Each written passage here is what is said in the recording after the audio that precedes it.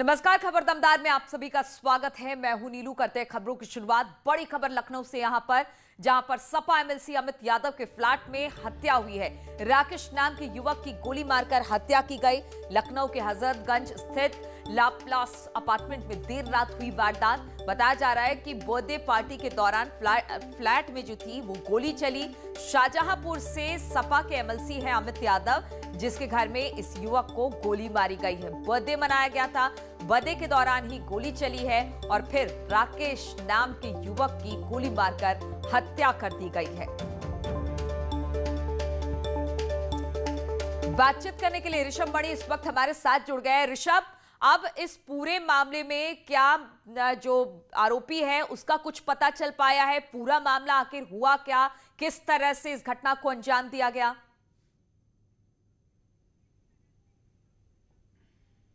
नीलू, देखिए, बातचीत करने के लिए हमारे साथ डीसीपी सेंट्रल सोमेन वर्मा है, जो इस एरिया के डीसीपी हैं। उन्हीं के एरिया में ये वारदात हुई है। ये सवाल हम खुद उनसे सीधे पूछ लेते हैं।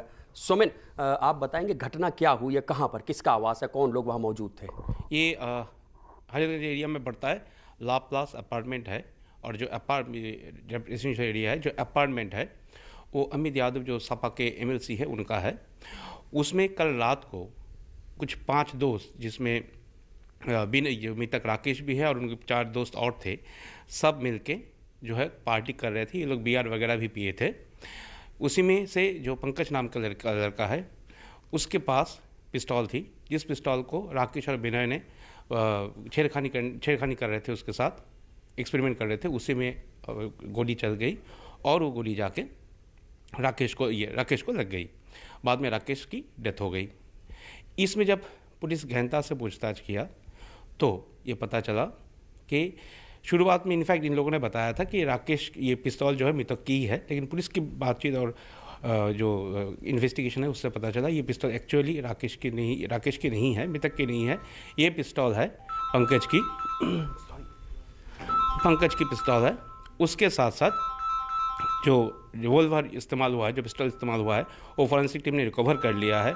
उसके बाद फर्दर इन्वेस्टिगेशन और पूछताछ से पता चला है कि इसका 1 मैगजीन और 3 कार्ट्रिजेस और है, जिनको भी पुलिस ने इनकी निशानदेही में बरामदी कर लिया है। अभी जो है आवश्यक कार्रवाई की जा रही है, पोस्टमार्टम की तैयारी की जा रही है और इनके परिवार वाले भी आगे, जिनके साथ भी पुलिस ने बात कर लिया है। ये तैयारी थे, मुकदमा लिखवा के आवश्यक कार्रवाई की जाएगी। धन्यवाद। सोमेन, क्या आप ये बता पाएंगे क्या सपा एमएलसी उस फ्लैट में मौजूद थे? जी नहीं, वो मौजूद नहीं थे। नहीं, वो मौजूद नहीं थे। तो अब अभी कोई ऐसी वजह सामने आई है कि हत्या क्यों की गई और इसका प्रोफाइल क्या है मृतक का? मृतक बेसिकली अकाउंट्स के काम करते हैं एक प्राइवेट फर्म में। और जैसे मैं बताया हूँ कि जो शुरुआत में अभी तक इन लोगों ने जो बताया है वही बताया है कि जो ये लोग जब उस पिस्तौल के साथ छेड़खानी कर रहे थे तब ये गोली चली और इनको लगी है। आगे फर्दर इन्वेस्टिगेशन कंटिन्यूड है। क्या ये पंकज यादव सपा एमएलसी के रिश्तेदार हैं? जी नहीं। तो अच्छा, ये बताइए ऋषभ, जरा पूछिए डीसीपी साहब से कि वहां पर जो 3 लोग थे, जिस तरह से उन्होंने कहा कि अमित यादव वहां पर मौजूद नहीं थे, क्या ये जो 4 लड़के थे उनके जानकार थे? उनकी जानकारी में ये सब कुछ हुआ है? अमित यादव से किसी तरह की कोई पूछताछ हुई है?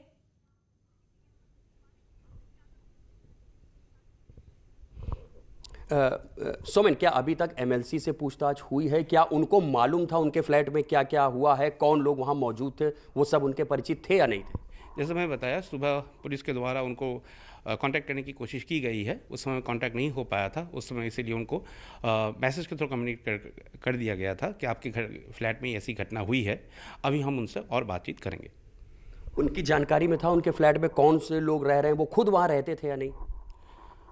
जैसे पंकज की बात है, ये पहले से इनके साथ काम करते थे जहां तक पता चला है, तो हमारे हिसाब से उनकी जानकारी में ये चीज ऋषभ, जरा डीसीपी साहब से पूछिए कि क्या इसे हत्या का मामला मान रहे हैं या लापरवाही में ये गोली चली है?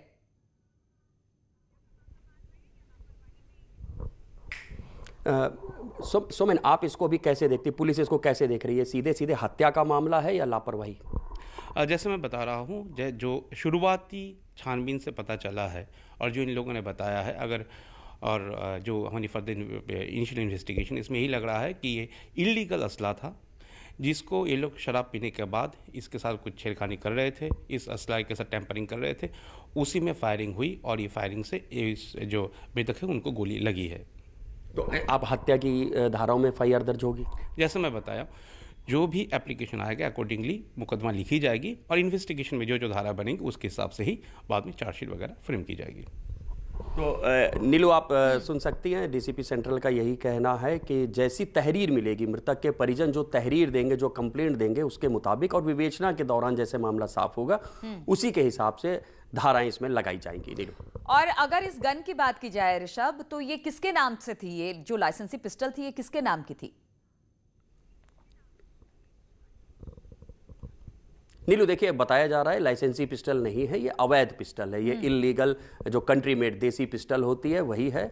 और उसी को आपस में इन लोग देख रहे थे, दिखा रहे थे, छेड़छाड़ हुई है और उसमें गोली चली है जिसमें राकेश की मौत हुई है। एक ही गोली लगी है, उसके चेहरे पे लगी है, मुंह पे लगी है गोली, जिससे उसकी मौत हुई है। बाकी पोस्टमार्टम से तमाम और चीजें साफ होंगी और पुलिस, जैसा खुद ये DCP सेंट्रल बता रहे हैं कि जैसी तहरीर परिवार की ओर से मिलेगी उसी के मुताबिक कार्रवाई की जाएगी। बिल्कुल, तो इलीगल पिस्टल थी। इलीगल पिस्टल में शुरुआती जांच में जो पुलिस बता रही है, DSP साहब बता रहे थे, उनका यही कहना है DCP साहब का कि छेड़छाड़ की जा रही थी और फिर गोली चली है और उसमें राकेश मारा गया। लेकिन अभी ये छानबीन का पूरा मामला है, छानबीन के बाद ही इसमें तमाम धाराएं लगाकर और इस पर आगे जांच की जाएगी। बहुत बहुत शुक्रिया आपका ऋषभ, हमारे साथ जुड़ने के लिए।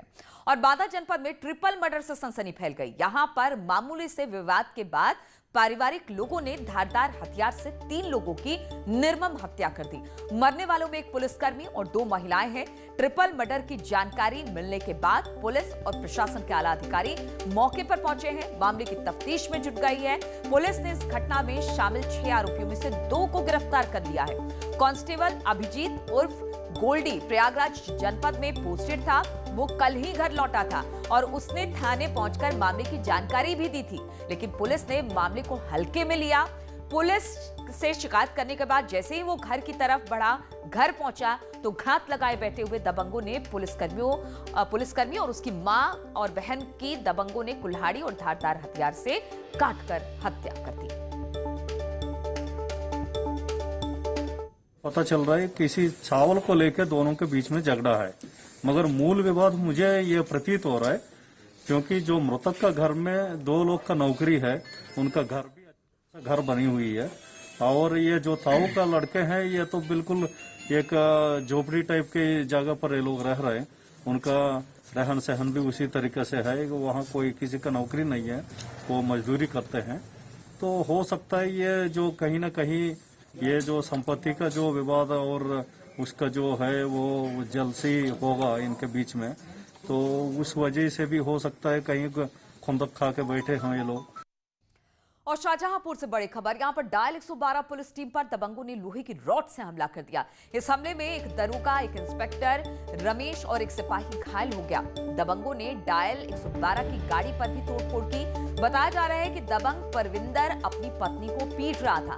बेटी को पीटता देख परविंदर के ससुर ने 112 नंबर पर फोन कर दिया, पुलिस बुला ली। पुलिस के पहुंचने पर गुस्साए दबंग ने पुलिस पर ही हमला कर दिया। पुलिस ने आरोपी को गिरफ्तार कर लिया है। घायल पुलिसकर्मी का पास के अस्पताल में इलाज चल रहा है।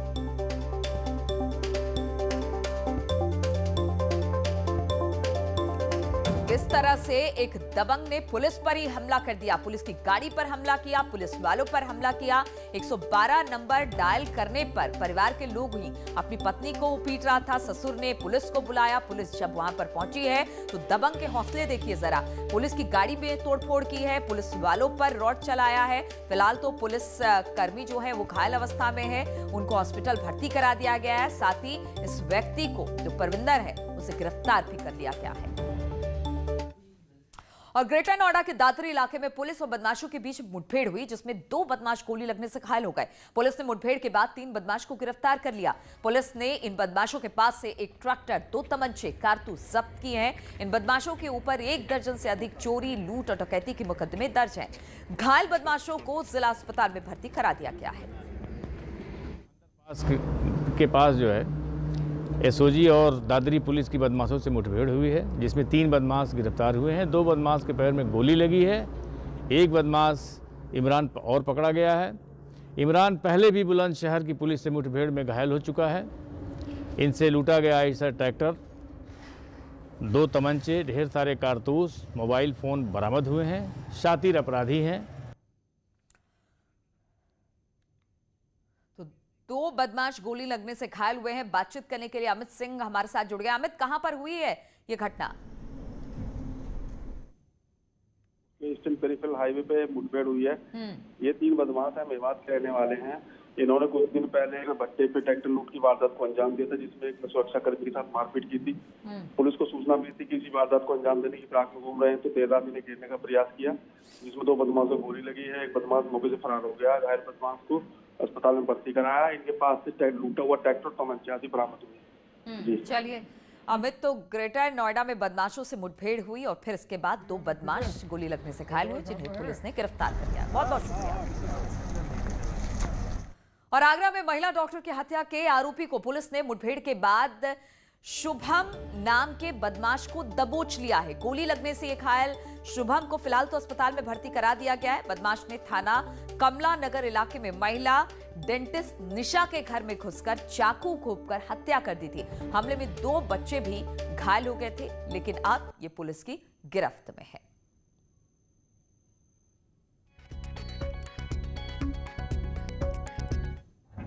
आज ये जानकारी मिली है कि थाना एतमादौला क्षेत्र में जो सस्पेक्ट था, उसकी एक बाइक का नंबर हम लोग को, पुलिस को कुछ छानबीन से पता चला था। उस बाइक की तलाश की जा रही थी, तो अचानक एक पर्टिकुलर निर्जन स्थान पर बाइक से जाते वक्त पुलिस की पार्टी ने उसको रोकने का प्रयास किया, तो उसने पुलिस पे फायर किया और पुलिस ने जवाबी फायरिंग में जब बदमाश को रोकना चाहा तो बदमाश के संभवतः पैर पे गोली लगी है। जैसा कि मुझे टीम ने बताया है कि बदमाश को उपचार हेतु जिला चिकित्सालय भेजा गया है। मौके पे अभी एक बैग भी मिला है। फील्ड यूनिट को यहाँ पे तलब किया गया है। फिरोजाबाद के बाद अब संगम नगरी प्रयागराज में जहरीली शराब ने कहर बरपा दिया है। प्रयागराज में जहरीली शराब पीने से अब तक 6 लोगों की मौत हो गई है। इसके अलावा 1 दर्जन से अधिक गंभीर रूप से बीमार लोगों को इलाज के लिए SRN अस्पताल में भर्ती करा दिया गया है। ग्रामीण जहरीली शराब पीने से मौत होने की बात कह रहे हैं और इसको लेकर ग्रामीणों ने हंगामा भी किया है। मौत की सूचना मिलने पर सीओ फूलपुर और पुलिस मौके पर पहुंचे। बाद में SP, SSP और DM भी मौके पर पहुंचे। गांव में स्थित शराब के ठेके से ही इन लोगों ने गुरुवार को देसी शराब खरीद कर पी थी। शराब पीने के बाद इनकी हालत बिगड़ने लगी और सुबह से एक कर 6 लोगों की मौत हो गई। आबकारी विभाग के अधिकारियों ने मौके पर पहुंचकर सरकारी देसी शराब के सैंपल लेकर जांच के लिए लैब भेज दिया है और एक सेल्समैन को इसमें गिरफ्तार किया गया है। जांच रिपोर्ट आने के बाद ही पता चलेगा कि शराब जहरीली थी या फिर नहीं। जो जिसका ठेका है, ये पहले से चोरी की शराब बेचते थे, इनके बाप भी बेचते थे। इनके ऊपर काफी मुकदमे दर्ज हैं।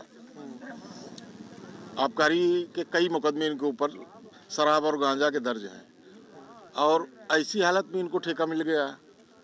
2-3 ठेका इनका है। प्रशासनिक टीम अब सक्रिय है और घर घर पर भी ये चेक करवाया जा रहा है कि जिन लोगों ने भी शराब का सेवन किया था उनकी स्वास्थ्य की स्थिति यहाँ पर कैसी है। तो इसका भी एक व्यापक ड्राइव चलाया जा रहा है अभी इस समय पर।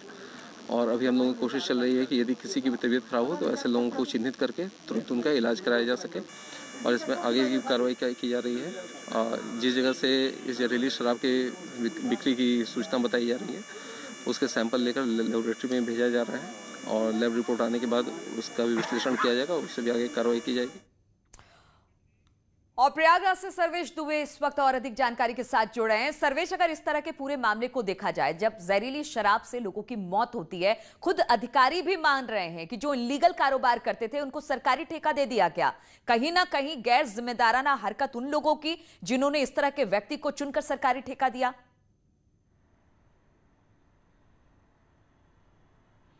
जी, निश्चित तौर पर शराब की बात अगर करें तो शराब के कारोबार में बड़ा सिंडिकेट काम करता है और इसमें कहीं न कहीं आबकारी विभाग के जो अधिकारी हैं उनकी भी मिलीभगत होती है।